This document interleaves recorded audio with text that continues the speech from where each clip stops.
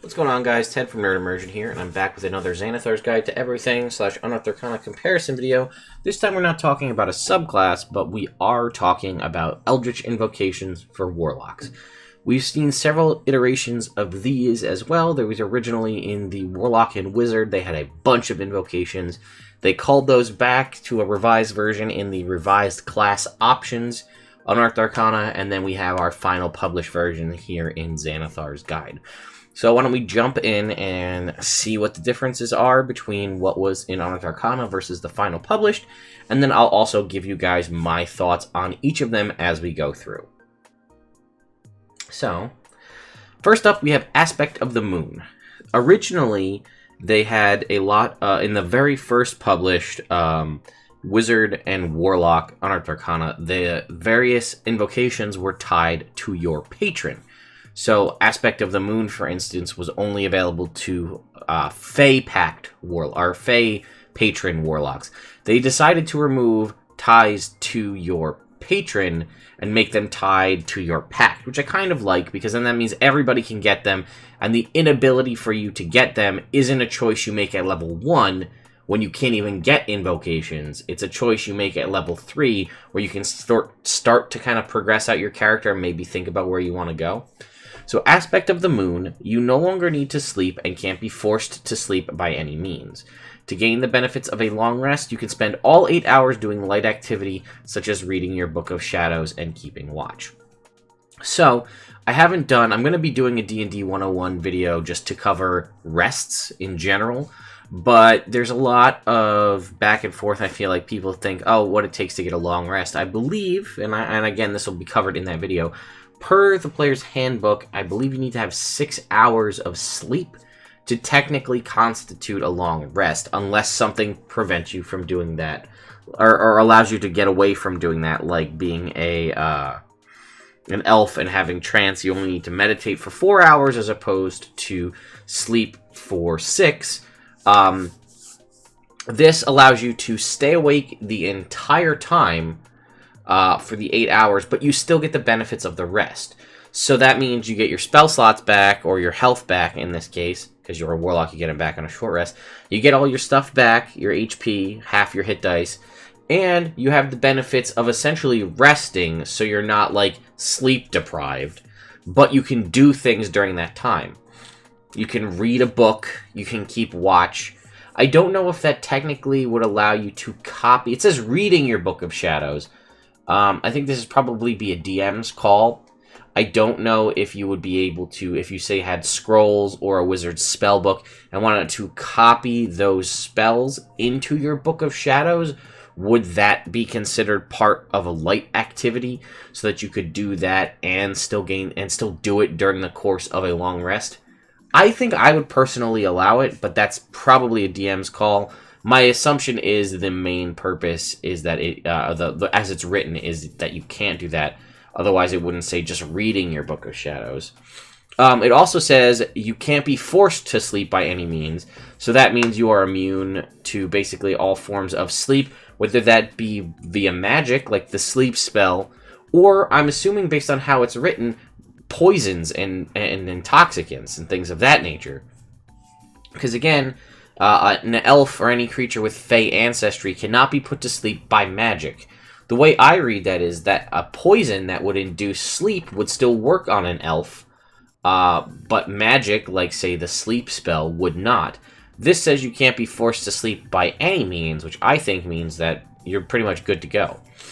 Let's check in here. Aspect of the Moon, Pact of the Tome, can't be forced to sleep, benefits of a long rest, and it is basically exactly the same.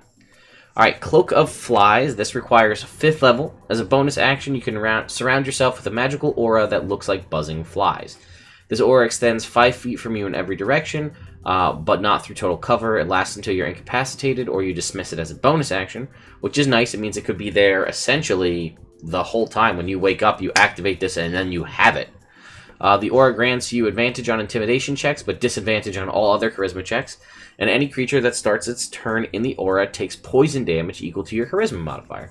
Once you use this invocation, you can't use it until you finish a short or long rest. 5 feet. Lasts until you're incapacitated.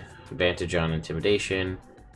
Poison damage equal to your charisma modifier. Short or long rest. So it looks like that remained exactly the same as well. I'm not like... I like the... I think...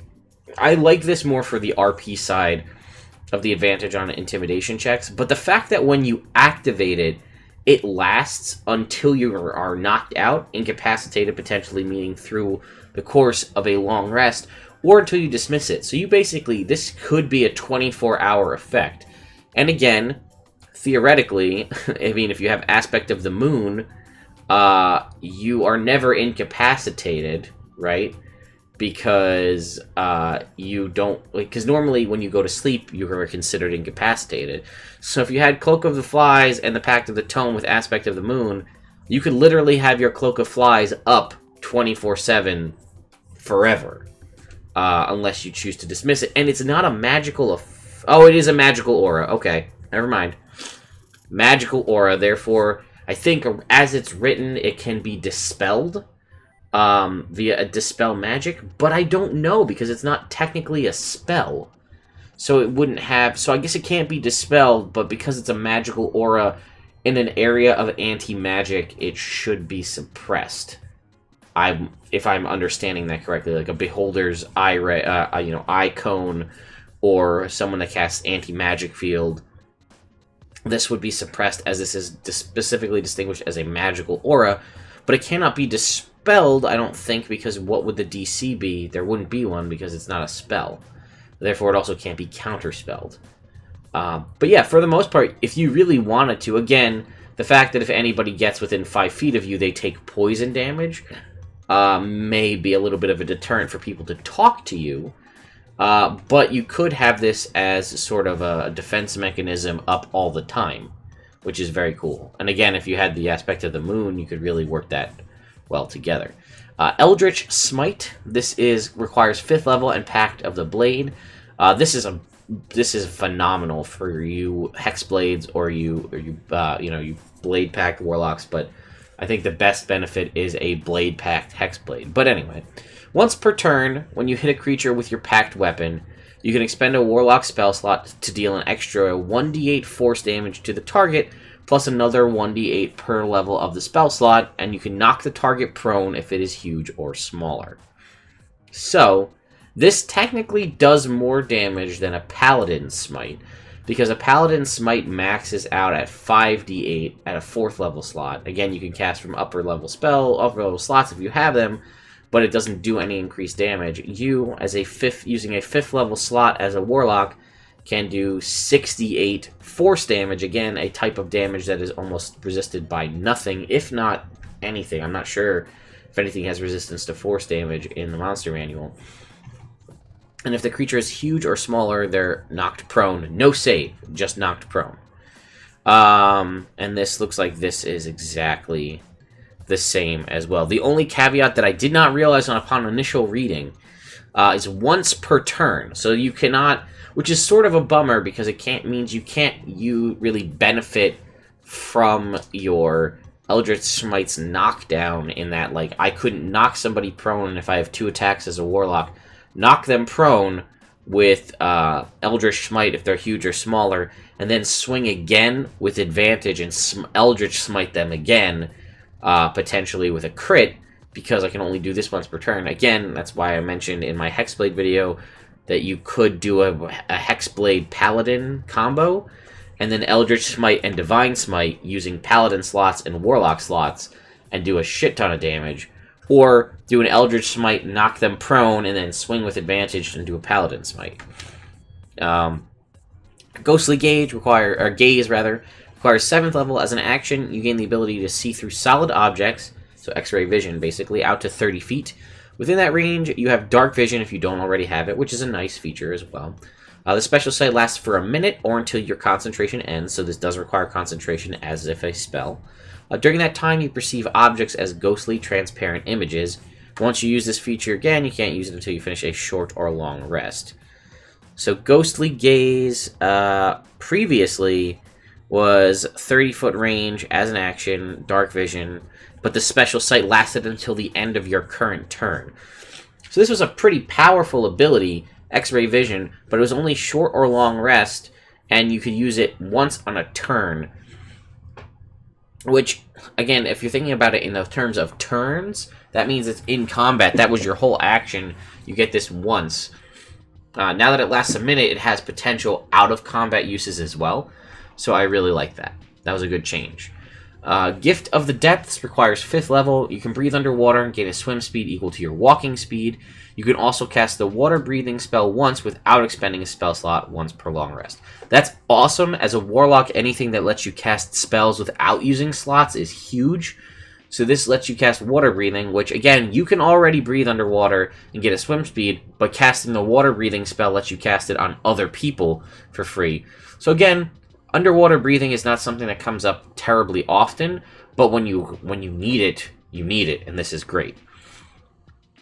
So Gift of the Depths, once without expending a spell slot, and that is the same. Gift of the Ever-Living Ones. Whenever you regain hit points while your familiar is within 100 feet of you, this is Pact of the Chain, by the way, treat any dice roll to determine the hit points you gain back as having rolled their maximum value. So that's huge, right? That counts whenever, if you have access to healing, or if your allies have access to healing, you are healed for the maximum amount. Again, just to clarify in case you're unaware what that means, if you would typically heal Cure Wounds, say doing a d8 plus, let's say your modifier is a 3, so a d8 plus 3, you don't roll that d8, it just is 8. So it's 8 plus 3 would be 11 hit points, which is great, especially if your ally is doing something simple like a healing word or a mass healing word or a mass cure wounds. While they'll roll for everyone else, for you, the benefit is maximized. Also, this works very well, let's say if you're a Celestial Warlock, you have your d6 pool of healing that you can use as a bonus action to heal yourself or allies. If you choose to heal yourself with it, it doesn't heal a d6, it heals just 6 or whatever. Potentially, because max you can do would be your Charisma modifier, which typically is 5. So rather than rolling 5d6, if you if you decided to use that to heal yourself, you would just heal yourself for 30. Because it says whenever any dice are determined to restore hit points, it does not say when you cast a spell. It also means it would synergize with things like, I don't know, a Crown Paladin's Channel Divinity, or a Circle of Dreams Druid's Fey Heal pool. That is all maximized. And it's interesting that it is part of the Pact of the Chain, which I thought was an interesting concept, to have it be your the familiar-based class is the one that gets this feature. So, Gift of the Everlasting Ones, you treat any dice roll to... So that is basically the same. I think this also seems to, in my brain, make sense to be Pact of the Chain and be a Celestial Warlock, in that you can use your familiar to deliver touch spells, so you could theoretically heal other people with Cure Wounds from a distance if you had to. So like I'm sort of digging on the concept of the Cloak of Flies, Pact of Tone aspect of the Moon combo. I'm really liking the Gift of the Ever-Living Ones combo, Pact of the Chain combo with Celestial Warlock. Grasp of Hadar, this is based on you have to have Eldritch Blast. If you're a Warlock and you don't have Eldritch Blast, I'm going to tell you that you're doing it wrong. It's one of the best cantrips, if not the best cantrip in the game for damage purposes. And if you're a Warlock and you can get access to it for free, why wouldn't you? But anyway, once on each of your turns, when you hit a creature with your Eldritch Blast, you move them towards you. There's Repelling Blast is an option that's in the player's handbook, although that is not limited to once per turn. That's when you hit somebody, you knock them back 10 feet. This lets you pull them into you 10 feet, which is exactly the same. Improved Pact Weapon. This is a Pact of the Blade requirement. You can use any weapon you summon with your Pact of the Blade feature as a spellcasting focus for your Warlock spells, which is nice. You don't have to have an arcane focus separately. In addition, the weapon gains a +1 bonus to its attack and damage rolls, unless it is a magic weapon that already has a bonus to those rolls. Finally, the weapon you conjure can be a shortbow, longbow, light crossbow, or heavy crossbow. So, this again synergizes excellently with a Hexblade This lets you use as your Hexblade weapon that you are bound to. This lets it be a not a one-handed weapon, so this could use your Charisma modifier for attack and damage rolls, and now be any weapon, any melee weapon, so you could have a greatsword or a maul, but it also gives you the option for short bow, long bow, light crossbow, or heavy crossbow, meaning you could use your Charisma to shoot a bow, which is pretty cool. And again, part of your Pact Blade feature is that you can choose to take a magic weapon and convert it into your Pact Blade. And this makes this weapon get a +1 whether it did not have it. So again, one of my quintessential examples for this, sorry for all the sniffliness, but is a Flame Tongue weapon. So you have a Flame Tongue longsword or a Flame Tongue greatsword. It does an extra 2d6 fire damage, but it's not a +1. With this feature, that Pact Flame Tongue now becomes a +1 Flame Tongue, which is currently, per mechanics of the game without your DM ruling something separate, the only way to have that happen per mechanics of the game. You could do this, as again, basically it has to be a weapon that has a damage bonus that does not have a benefit to attack. This could be a +1 Sword of Sharpness, or something like that. Very cool concept. I like that a lot. Let's check Improved Pact Weapon. Here, it can be your spellcasting focus. It gets a +1 unless that is already a magic weapon that you transformed into your Pact Weapon.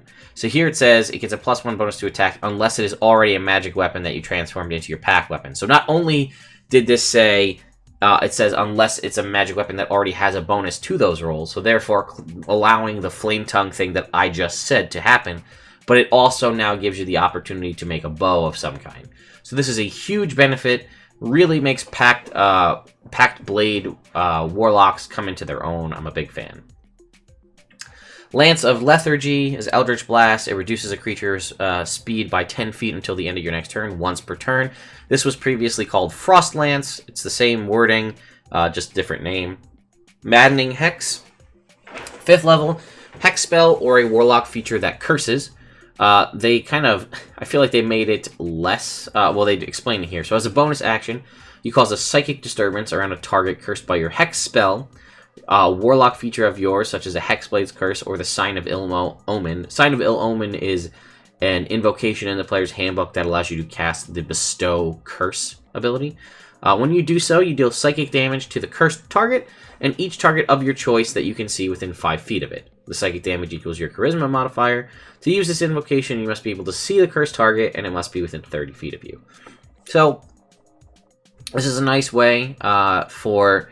if you're an Eldritch Blast-based Warlock, and you have the Hex spell up on this person to do extra damage, or you're a Hexblade and you've cursed someone, this is a way to use your bonus action to just give solid, pretty much more or less, I would say, unresisted psychic-type damage to an enemy. So it's pretty solid. Maddening Hex before, curse your target. When you do so, you deal psychic damage to the target and each creature of your choice within 5 feet. It equals your Charisma modifier. So that is basically the same, although it does require now, it specifies Hex spell or Warlock feature that curses as a prerequisite. That was not the case previously. Not that that is really makes a big difference. So I really like this. I never even thought about using it as a Hex, as an Eldritch Blast based Warlock. You Hex a creature, then you use your Repelling Blast to potentially knock... I mean, you would have to have Hex on the creature already, right? Then you Eldritch Blast, Repelling Blast, or potentially, what is that, Grasp of Hadar.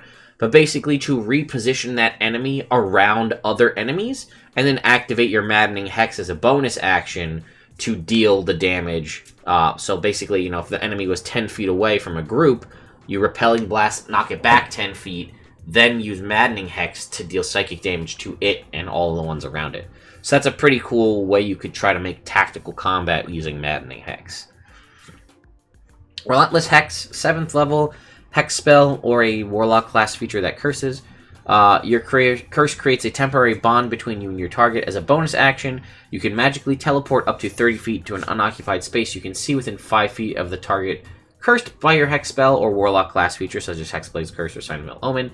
To teleport in this way, you must be able to see the target. I'm going to say this is probably not typically designed for your Eldritch Blast Hex Warlock. Although it could be, again, specifically if you have that Repelling Blast, this could be a way to move you away from other enemies and then blast this guy away and then run. So that's an option. But this is definitely a great gap closer for you Hexblades out there, or you guys that are melee-based Warlocks, or perhaps you're multi-class and you're more of a melee focus. This gives you a free bonus action teleport, which is nice. Oh, I should say it is 7th level, requires a Hex spell or a feature that curses. Bonus action teleport up to 30 feet to an unoccupied space you can see. To teleport in this way, you must be able to see the cursed target. So that is the same. Shroud of Shadow. This is amazing. 15th level, you just cast Invisibility at will without expending a spell slot. It is not limited to short or long rest. You can be invisible whenever you want. You cast Invisibility at will. So you can cast it, you can keep recasting it and returning invisible. You can cast it, and then this is good in combat, but outside of combat, amazing, because you can be one of the best. You can be like the best at sneaking around because you can just be invisible all the time. And let me see here. We'll just pull up invisibility real quick, because I have a theory about this. Yeah, invisibility is a touch, and it lasts for an hour. So you can cast this on other people at will without expending a spell slot. So you can cast this on your rogue or your person that has Boots of Elvenkind, so they are invisible, make no noise, and leave no tracks. So you can just move people, and again, you can just keep doing this. So you can say, okay, I'm going to cast it on the rogue, I'm going to let him go inside, I'm going to wait 10 minutes, then I'm going to cast it on somebody else, and it drops it on the rogue, and then I send somebody else in. So you can just perpetually churn out invisibilities. It is a concentration spell. It says invisibility at will, so we're assuming it's cast as a 2nd level spell at the base. So, it's not going to cast it, hit a bunch of people, but you can do it infinitely. So that's great. Shroud of Shadow, exactly the same. Tomb of Levistus, full stop. I love this invocation. I'm trying to find ways to make it better. Perhaps it's because I really liked playing May when I played Overwatch all the time. I don't know. But as a 5th level requirement, as a reaction, when you take damage, you entomb yourself in ice, which melts away at the end of your next turn. So this is a reaction. So if this happens before your turn, the ice melts away at the end of your next turn. So your reaction, ice wall, it's your turn, end of that turn, ice melts away. It kind of sucks if your turn already happened and then you activate this, because then you basically lose your next turn. So I guess you lose a turn anyway you slice it, but you gain 10 temporary hit points per Warlock level. So at minimum you're at 50 by the time you can use this, up to a maximum of 200 temporary hit points at level 20, which take as much of the triggering damage as possible. Immediately after you take the damage, you gain vulnerability to fire damage, your speed is reduced to 0, and you are incapacitated. These effects, including any remaining temporary hit points, all end when the ice melts. Once you use this, you can't use it until you finish a short or long rest. So if you read this as written, you gain a big chunk of temporary hit points, and then that absorbs as much of the triggering damage. So you get hit with an attack for 50 damage, you cast this at level 5, it eats 50 damage. Then it says immediately after you take the damage, you take the damage already, then you gain vulnerability to fire damage, and your speed is reduced to 0. So, oh my god, incoming attack, encase myself in ice, damage is absorbed by the ice, I am now vulnerable to fire damage, and my speed is 0, because I'm encased in ice, and I'm incapacitated. So I can't take actions or reactions, because I'm encased in ice, I can't move, because I'm encased in ice, and I'm vulnerable to fire. Makes sense, I'm encased in ice. But you still have, potentially when you cast this, you have a big chunk of temporary hit points. So if the enemy creature does have access to fire, and you do take double damage from that source, you may still be able to tank through it, which is a potential option for you, but it's a nice kind of button, oh shit button, like I'm going to get hit. And the way I'm reading it is that immediately after you take the damage, you gain vulnerability. So if that first attack coming at you is a fire attack, it eats the temporary hit points before you're vulnerable to it. So a red dragon breathes its breath weapon at you. You use this as a reaction. It absorbs as much of that damage as possible, if not all of it. And then you gain the vulnerability to the fire damage after that. If I'm reading that as it's written, as I read it. Damage, then vulnerability, speed is 0, and incapacitated.